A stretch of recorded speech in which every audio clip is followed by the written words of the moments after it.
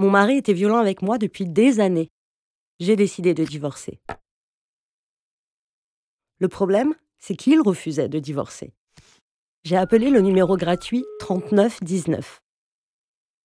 Elles m'ont conseillé une association qui accueille les femmes. La dame m'a dit qu'on a le droit de demander le divorce, même si l'autre n'est pas d'accord. Même si on n'a pas la nationalité française et qu'on vit en France, le divorce doit se faire en France. Ça prend souvent plus d'1 an. Mais sans divorce, les obligations du mariage demeurent, même si on ne vit plus ensemble.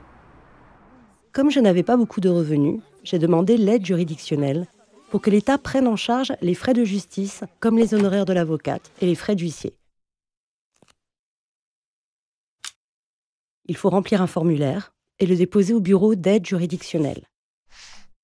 Mon avocate m'a demandé des documents, ceux de l'état civil, mes ressources et les prestations familiales. Il faut des documents de moins de 3 mois. Puis, l'avocate a déposé une requête auprès de la juge aux affaires familiales, la JAF. Environ 3 mois plus tard, on a été convoqués, mon mari et moi, pour l'audience de conciliation. C'est le premier rendez-vous obligatoire où les 2 époux doivent être présents. La JAF rend alors l'ordonnance de non-conciliation, l'ONC. Elle fixe les mesures provisoires qui s'appliquent le temps de la procédure de divorce. Ça concerne la garde des enfants et la jouissance du logement. L'étape suivante est celle de l'assignation en divorce.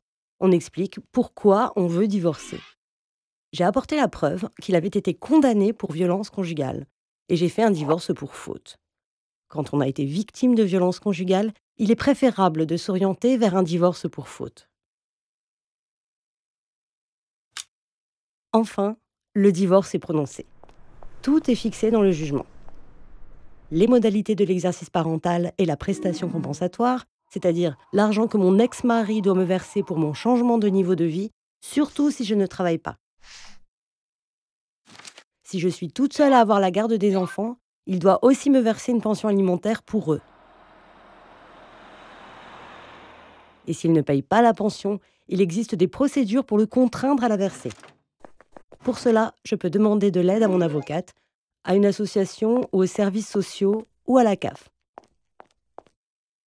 La procédure de divorce est longue, mais je sais que j'en ai besoin.